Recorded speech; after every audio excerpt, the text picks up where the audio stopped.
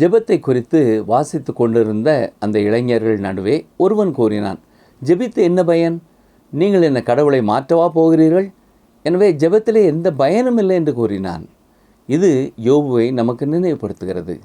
அந்த வாலிபர்கள் ஜெபத்தை குறித்து வைத்திருந்த எண்ணம் தவறானது. அவர்கள் கட்டளையிட தேவன் செயல்பட வேண்டும் என்பதுதான் அவர்களது எதிர்பார்ப்பாயிருந்தது.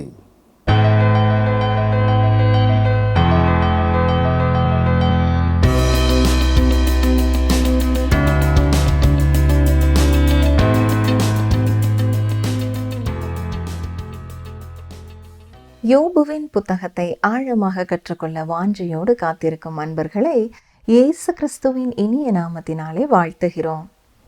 நாம் கடந்த நிகழ்ச்சியிலே யோபு 11ஆம் அதிகாரம் 6ஆம் வசனம் முதல் 13ஆம் அதிகாரம் 16ஆம் வசனம் வரை கற்றுக்கொண்டோம். அந்த பாடத்திலே யோபு கர்த்தரே என் இரட்சிப்பு என்று கூறினார் என்று கற்றுக்கொண்டோம். மேலும் தேவனே நம்முடைய இரட்சிப்பு என்பது பழைய ஏற்பாட்டின் சத்தியமும் புதிய ஏற்பாட்டின் சத்தியமுமாய் இருக்கிறது என்றும் கற்றுக்கொண்டோம். இன்று நாம் யோபு 13ஆம் அதிகாரம் 17ஆம் வசனம் முதல் 15ஆம் அதிகாரம் 35ஆம் வசனங்கள் வரை கற்றுக்கொள்ள இருக்கிறோம். இந்த பாடத்திலே யோபுவை புரிந்து கொள்ளாமல் பேசிக்கொண்டே இருந்த நண்பர்களை பார்த்து யோபு என்ன கூறினார்? நாம் தேவனுக்கு கட்டளையிடுகிறவர்களாயிருக்கிறோமா? பாவமான ஒரு தகப்பனாரும் ஒரு தாயாரும் இருக்கும்போது பாவமில்லாத குழந்தைகளாக நாம் எப்படி பிறக்க முடியும்? ஆழமாக கற்றுக்கொள்ள தொடர்ந்து எங்களுடன் இணைந்திருங்கள். பிரியமானவர்களே, 15ஆம் அதிகாரத்திலே சோப்பார் கூறிய கடுமையான வார்த்தைகளுக்கு பதிலாக 12ஆம் அதிகாரம் 1ஆம் வசனம் முதல் யோபு பேசிக் கொண்டிருக்கிறார். கடந்த நிகழ்ச்சியிலே இறுதியாக யோபு 13ஆம் அதிகாரம் 16ஆம் வசனத்தை சிந்தித்தோம். யோபு கர்த்தரே என் இரட்சிப்பு என்று கூறினார். தேவனே நம்முடைய இரட்சிப்பு என்பது பழைய ஏற்பாட்டின் சத்தியமும் புதிய ஏற்பாட்டின் சத்தியமுமாயிருக்கிறது. இரட்சிப்பு என்பது நாம் தொலைத்து விடக்கூடிய ஒன்றல்ல. ஏனென்றால் இரட்சிப்பு கர்த்தருடையது. ஆபிரகாம், ஈசாக்கு, யாக்கோபின் காலங்களிலே யோபு வாழ்ந்திருந்தாலும் கூட இரட்சிப்பு கர்த்தருடையது என்பதை அறிந்தவராயிருந்தார். யோபு 13ஆம் அதிகாரம் 17ஆம் வசனத்தை பார்ப்போம். என் வசனத்தையும் நான் சொல்லி காண்பிக்கிறதையும் உங்கள் செவிகளால் கவனமாய் கேளுங்கள். யோபுவை புரிந்து கொள்ளாமல் பேசிக்கொண்டே இருந்த நண்பர்களை பார்த்து யோபு தான் சொல்வதை சற்று கவனமாக கவனிக்கும்படியாய் கேட்கிறார். வசனம் 18, இதோ என் நியாயங்களை அணி அணியாக வைத்தேன், என் நீதி விளங்கும் என்று அறிவேன். கர்த்தருக்கு முன்னிலையிலேயும் யோபு வாதிடுவதற்கான சிறந்த காரணங்கள் தன்னிடத்திலே இருக்கிறது என்று எண்ணினார். எனவேதான் என் நீதி விளங்கும் என்கிறார். ஆனால் தனக்கு அந்த நீதி மற்றும் ஒருவரால் கொடுக்கப்பட்டிருக்கிறது என்பதை அவர் சொல்லவில்லை. இன்றைக்கும் பலர் என்ன சொல்கிறார்கள்?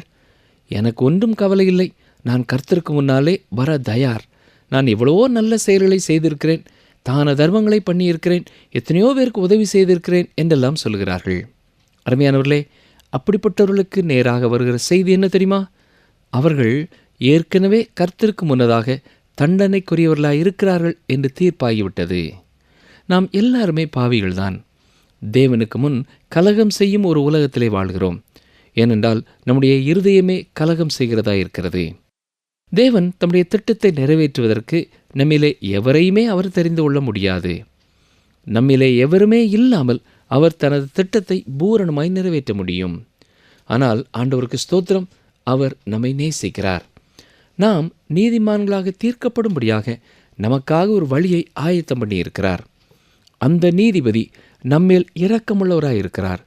எனவேதான் நம்முடைய பாவத்திற்கான தண்டனையை ஏற்றுக்கொள்ளும்படியாக அவருடைய சொந்த மகனையே அனுப்பி கொடுத்தார். இந்த காரணத்தினாலே தான் நம்மை நீதிமான்கள் என்று அவரே தீர்ப்பு செய்ய முடியும். யோபு 13ஆம் அதிகாரம் 19ஆம் வசனம், என்னோடே வழக்காட வேண்டும் என்று இருக்கிறவன் யார்? நான் மௌனமாயிருந்தால் ஜீவித்து போவேனே. இது ஆர்வம் தரக்கூடிய வார்த்தைகள். ஆரம்பத்திலே யோபு சொல்லும் பொழுது நான் மரிக்க விரும்புகிறேன் என்றார். நான் பிறந்திராமல் இருந்திருந்தால் நன்றாயிருக்குமே என்று கூறினார்.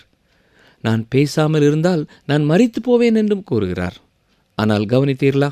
அவரால் பேசாமல் இருக்க முடியவில்லை. அவர் பேசப் போகிறார். பிரியமானவர்களே, நம்மிலே அநேகருடைய வழி இதுதான். நம்மால் வார்த்தைகளை அடக்கிக் கொள்ள முடியாது. அநேக காரியங்களை சொல்ல விரும்புகிறோம். யோபு 13ஆம் அதிகாரம் 20-21 வசனங்கள். 2 காரியங்களை மாத்திரம் எனக்கு செய்யாதிருப்பீராக. அப்பொழுது உமது முகத்துக்கு முன்பாக ஒளித்து கொள்ளாதிருப்பேன். உம்முடைய கையை என்னை விட்டு தூரப்படுத்தும். உம்முடைய பயங்கரம் என்னை கலங்க பண்ணாதிருப்பதாக. கவனித்தீர்களா? யோபு எவ்வளவு பயந்து போயிருக்கிறார். வசனம் 22, நீர் கூப்பிடும், நான் உத்தரவு கொடுப்பேன், அல்லது நான் பேசுவேன், நீர் எனக்கு மறுமொழி சொல்லும். தேவன் என்ன செய்ய வேண்டும் என்று தேவனுக்கே கட்டளை கொடுக்கிறார். நம்மிலே பலரும் கூட பல வேளைகளிலே இவ்வாறு தேவனுக்கு கட்டளையிடுகிறவர்களாக இருக்கிறோமா? இன்றைக்கும் பலர் தங்களுடைய பல ஜெபங்களுக்கு கர்த்தர் பதில் கொடுக்கவில்லை என்று சொல்கிறார்கள். இல்லை பிரியமானவர்களே, தேவன் பதில் கொடுக்காத ஜெபம் இல்லை. தேவன் எல்லா நேரங்களிலேயும் பதில் கொடுக்கிறார். அநேக வேளைகளிலே அவர் கொடுக்கிற பதில் இல்லை என்பது, சில வேளைகளிலே அவருடைய பதில் காத்திரு என்பது, சில வேளைகளிலே அவர் உடனடியாக அவருடைய சித்தப்படி நாம் கேட்கிற காரியங்களுக்கு பதில் கொடுக்கிறவராயிருக்கிறார். பிரியமானவர்களே, என்னுடைய வாழ்க்கையிலும் கூட நான் செய்திருக்கிற பல ஜெபங்களுக்கு அவர் இல்லை என்று பதில் கூறியிருக்கிறார். இல்லை என்பதும் ஒரு பதில்தான். நாம் ஒத்துக்கொள்ள வேண்டிய ஒரு காரியம், பல வேளைகளிலே நாம் ஜெபிக்கும் பொழுது தேவனுக்கு கட்டளையிடுகிறவர்களாக இருக்கிறோம். கீழே இருக்கிற காவல் அதிகாரிகளுக்கு கட்டளையிடும் மேல் அதிகாரிகளைப் போல நாம் எண்ணிக்கொள்கிறோம். ஆண்டவரே இதை செய்யும், ஆண்டவரே அதை செய்யும் என்று சொல்கிறோம். ஆண்டவரே இதை இப்படி செய்யும், அதை அப்படி செய்யும் என்று சொல்கிறோம். ஆனால் தேவன் அவ்வாறு செயல்படுகிறவர் அல்ல. தனது சூழ்நிலையை எவ்வாறு கையாள வேண்டுமென்று யோபு தேவனுக்கு சொல்ல முயற்சிக்கிறார். ஆனால் தேவன் சொல்கிறார், யோபுவே, நான் உன்னுடைய திட்டப்படி செயல்பட போகிறதில்லை. நான் ஒரு திட்டம் வைத்திருக்கிறேன், அதை உன்னுடைய வாழ்க்கையிலே நான் செயல்படுத்துவேன். ஜெபத்தை குறித்து வாதித்துக் கொண்டிருந்த இளைஞர் கூட்டத்திலே ஒருவர் கூறினார், ஜெபித்து என்ன பயன்? நீங்கள் என்ன கடவுளை மாற்றவா போகிறீர்கள்? எனவே ஜெபத்திலே எந்த பிரயோஜனமும் இல்லை என்றான். இது யோபுவை நமக்கு நினைவுபடுத்துகிறது. அந்த வாலிபர்கள் ஜெபத்தை குறித்து வைத்திருந்த எண்ணம் தவறானது. அவர்கள் கட்டளையிட தேவன் செயல்பட வேண்டும் என்பது அவர்களுடைய எண்ணம். பிரியமானவர்களே, ஜெபத்தின் நோக்கம் தேவனை மாற்றுவதல்ல. நம்முடைய ஜெபத்தினாலே தேவனை மாற்றிவிடலாம் என்ற ஆலோசனை யார் கொடுத்தது? தேவன் ஏற்கனவே தனது திட்டத்தை எல்லாம் உருவாக்கிவிட்டார். எல்லா காரியங்களை குறித்த எல்லா காரியங்களையும் அவர் அறிந்திருக்கிறார். அவருக்கு ஏற்கனவே தெரியாத எந்த ஒரு காரியத்தையும் நாம் ஜெபத்திலே சொல்ல வேண்டியதில்லை. ஜெபத்தின் முக்கியமான காரணம், நாம் மாற்றம் பெறவே நாம் ஜெபிக்க வேண்டும். ப்ரேயர் சேஞ்சஸ் திங்ஸ் என்ற வாசகத்தை நீங்கள் சுவர்களிலே தொங்கவிட பார்த்திருக்கலாம். ஆம், உண்மையாகவே ஜெபம் மாற்றங்களை ஏற்படுத்துகிறது. மிக மிக முக்கியமான மாற்றம் என்னவென்றால், ஜெபம் என்னையும் உங்களையும் மாற்றுகிறது. தேவன் நம்முடைய பியூனோ அல்லது நம்முடைய அட்டெண்டரோ அல்ல. தேவன் நம்முடைய வேலைக்காரர் அல்ல. ஒருவருக்கு ஒரு செய்தியை கொண்டு செல்வதற்காக நாம் அனுப்பும் ஒரு சிறு பையன் அல்ல தேவன். ஆனால் யோபு தேவனை அவ்வாறு தான் எண்ணி பேசுகிறார். யோபுவை ஒரு குற்றவாளி என்பது போல நான் கூறவில்லை. நானும் பல வேளைகளிலே அவ்வாறு ஜெபித்திருக்கிறேன். யோபு 13 அதிகாரம் 23 வசனம் முதல் 25 வசனம் வரை வாசிக்கிறேன். என் அக்கிரமங்களும் பாவங்களும் எத்தனை! என் மீறுதலையும் என் பாவத்தையும் எனக்கு உணர்த்தும். நீர் உமது முகத்தை மறைத்து என்னை உமக்கு பகைஞனாக எண்ணுவானேன்? காற்றடித்த சருகை நொறுக்குவீரோ? காய்ந்து போன துரும்பை பின்தொடர்வீரோ?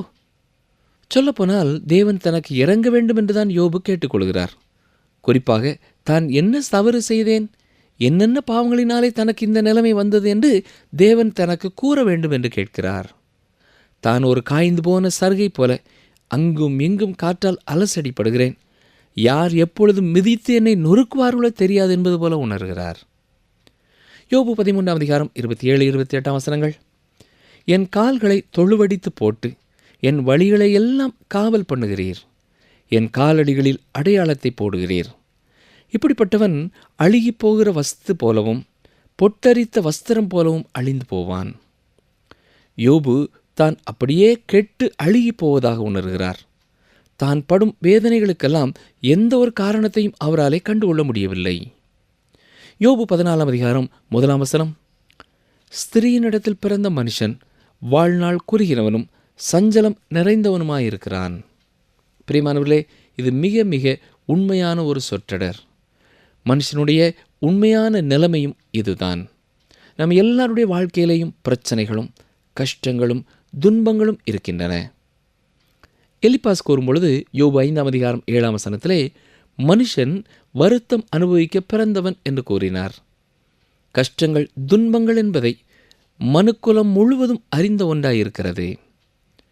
யோபு 14:2 அவன் பூவைப் போல பூத்து அறுப்புண்கிறான், நிழலைப் போல நிலை நிற்காமல் ஓடிப்போகிறான். யோபு மிக தெளிவாக மரணம் என்பது தவிர்க்கப்பட முடியாதது என்று சொல்கிறார். அது மட்டுமல்ல, நாம் எல்லாரும் இந்த உலகத்தை விட்டு கடந்து செல்கிறோம் என்கிறார். வாழ்க்கை என்பது ஒரு நிழலை போன்றது. சூரியன் அஸ்தமிக்கும் பொழுது நிழலுக்கு என்ன ஆனது? அது போய்விட்டது. யோபு 14:3 ஆயிலும் இப்படிப்பட்டவன் மேல் நீர் உம்முடைய கண்களை திறந்து வைத்து உம்முடைய நியாயத்துக்கு என்னை கொண்டு போவீரோ? ஒரு பூவானது செடியிலிருந்து பறிக்கப்படுவது போல அல்லது ஒரு நிழல் கடந்து போய்விடுவது போல வாழ்க்கை இருக்கிறது. ஆனால் பிரியமானவர்களே, தேவன் என்னுடைய வாழ்க்கையிலேயும் உங்களுடைய வாழ்க்கையிலேயும் செயல்படுகிறவராயிருக்கிறார். யோபு 14:4 அசுத்தமானதிலிருந்து சுத்தமானதை பிறப்பிக்கத்தக்கவன் உண்டோ? ஒருவனும் இல்லை. மேலும் இப்பொழுது யோபு மற்றும் ஒரு பெரிய உண்மையை கூறுகிறார். நாம் எல்லாருமே பாவிகளாய் பிறந்திருக்கிறோம். தாவீதும் தன்னுடைய வார்த்தையிலே சங்கீதம் 51:5 சொல்லும் பொழுது, இதோ நான் துர்க்குணத்தில் உருவானேன், என் தாய் என்னை பாவத்தில் கற்பந்தரித்தாள் என்று சொன்னார். பாவமான ஒரு தகப்பனாரும் ஒரு தாயாரும் இருக்கும் பொழுது பாவமில்லாத குழந்தைகளாக நாம் எப்படி பிறக்க முடியும்? அசுத்தமான ஒன்றிலிருந்து சுத்தமான ஒன்றை கொண்டு வர முடியாது. இது உலகம் அறிந்த ஒரு உண்மை. யோபு 14:5 அவனுடைய நாட்கள் இம்மாத்திரம் என்று குறிக்கப்பட்டிருக்கையில் அவனுடைய மாதங்களின் தொகை உம்மிடத்தில் இருக்கிறது. அவன் கடந்து போகக்கூடாத எல்லையை அவனுக்கு ஏற்படுத்தினீர். மனிதன் ஒரு குறிப்பிட்ட காலகட்டத்திற்குள்ளே அடங்கினவன் என்பதை யோபு இங்கே தெளிவாய் சொல்கிறார். சங்கீதக்காரன் சொல்லும் பொழுதும் நான் மரண இருளின் பள்ளத்தாக்கிலே நடந்தாலும் என்று குறிப்பிட்டிருக்கிறார். இந்த வார்த்தைகளினாலே தன்னுடைய மரண படுக்கையை குறித்தா சங்கீதக்காரன் சொன்னார்?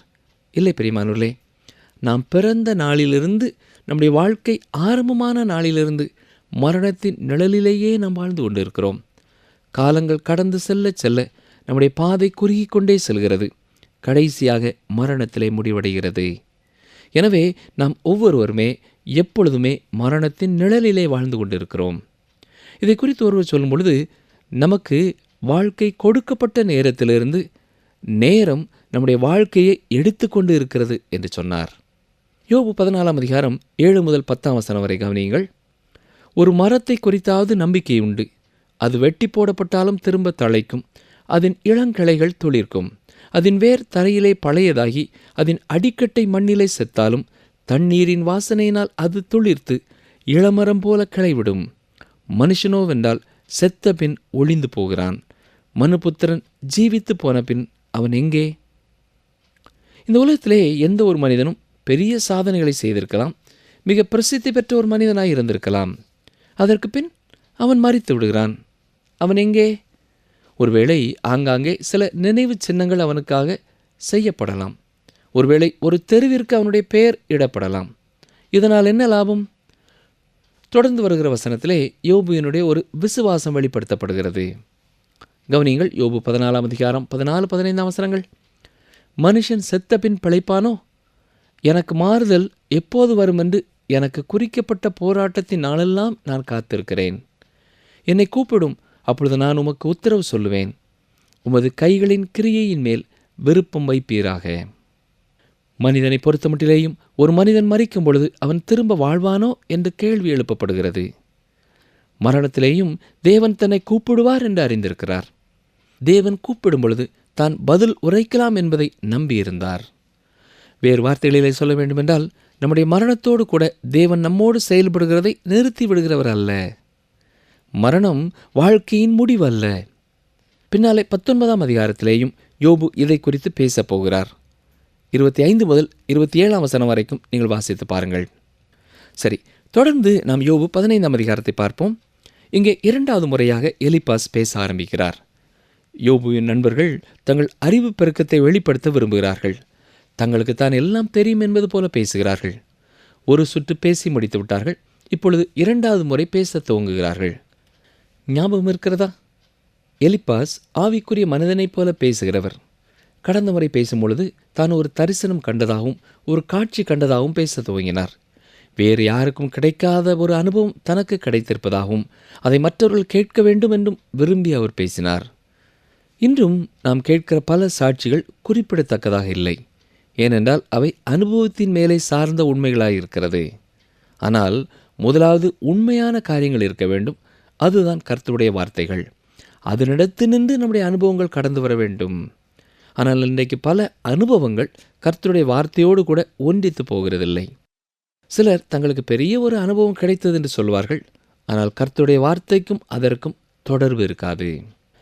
எலிப்பாஸ் தன்னுடைய வார்த்தைகளை அனுபவத்தின் அடிப்படையிலே பேச ஆரம்பிக்கிறார்.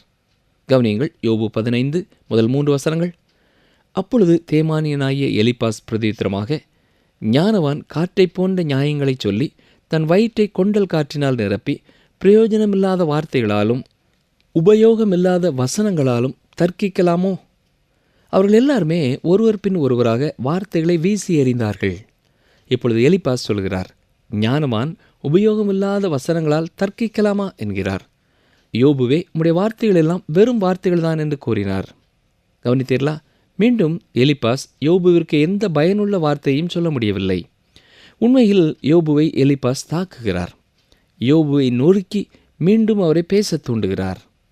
மிகவும் பாடுகளின் மத்தியிலே இருக்கிற யோபுவை போன்ற மனிதனை அவ்வாறு நடத்துவது சரியான ஒன்றல்ல. யோபு 15 அதிகாரம் 4 முதல் 6 வசனம் வரை பாருங்கள். நீர் பயபக்தியை வீணென்று சொல்லி தேவனுக்கு முன்பாக ஜெப தியானத்தை குறைய பண்ணுகிறீர். உம்முடைய வாய் உம்முடைய அக்கிரமத்தை சொல்லி காட்டுகிறது. நீர் தந்திரமுள்ளவர்களின் நாவை தெரிந்து கொண்டீர். நான் அல்ல, உம்முடைய வாயே உம்மை குற்றவாளி என்று தீர்க்கிறது. உம்முடைய உதடுகளே உமக்கு விரோதமாய் சாட்சியிடுகிறது. எலிப்பாஸ் சொல்வது என்ன? யோபுவே, நீரே உம்மை குற்றவாளி என்று சொல்கிறீர்.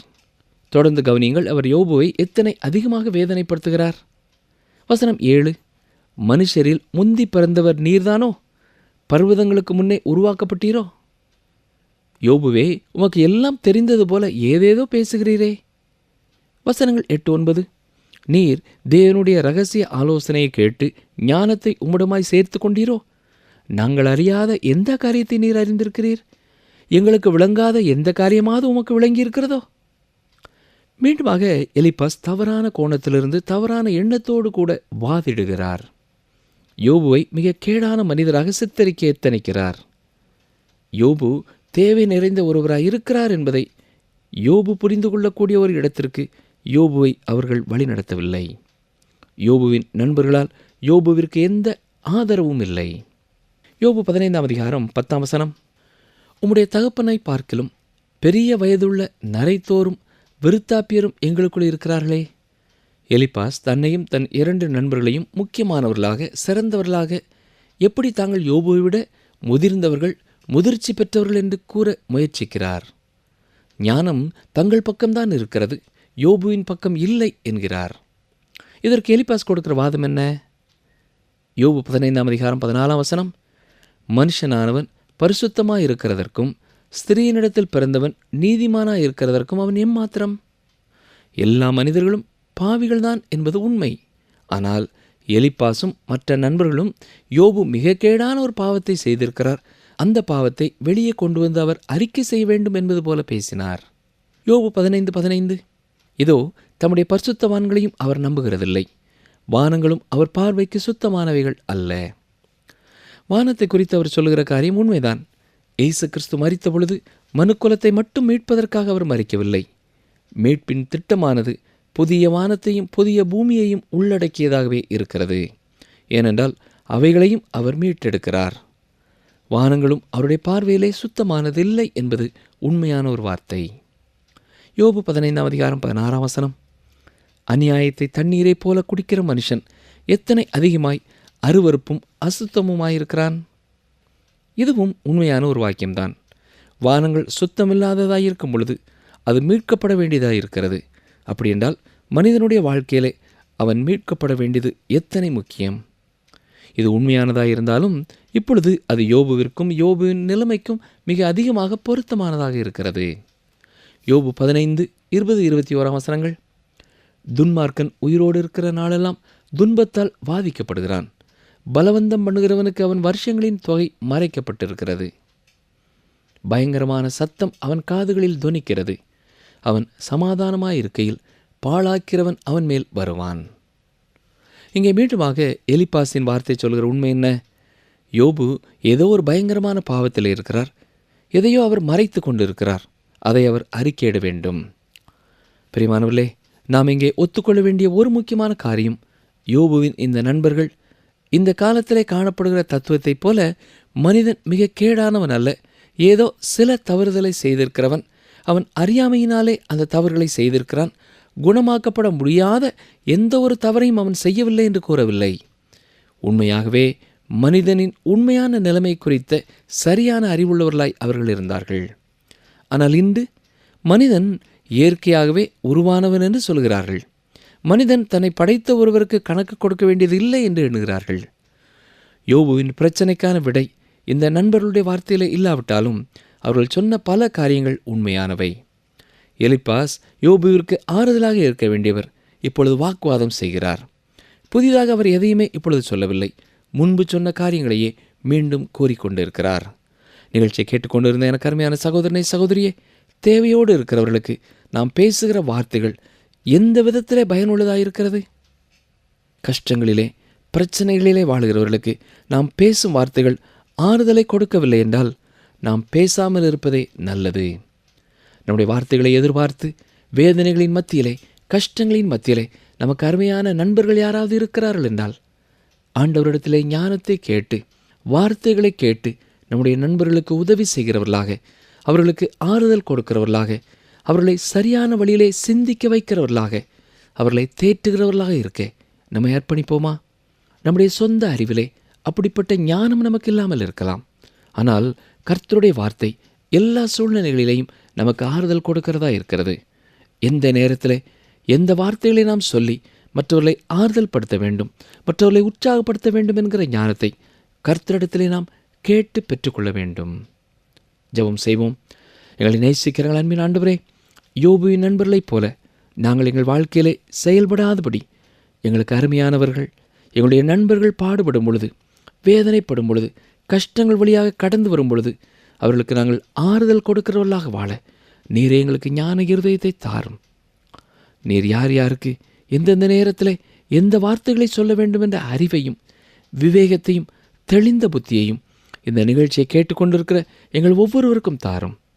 இந்த நிகழ்ச்சியை கேட்டுக்கொண்டிருக்கிற யாராவது தங்கள் நண்பர்கள் மூலமாக பயனற்ற வார்த்தைகளையும் சோர்ந்து போகச் செய்யும் வார்த்தைகளையும் கேட்டுக்கொண்டு இருக்க வேண்டிய சூழ்நிலைகளிலே இருப்பார்கள் என்றால் கர்த்தர் தாமே அவர்களை பூரணமாய் மறைத்து காத்துக்கொள்ளும்.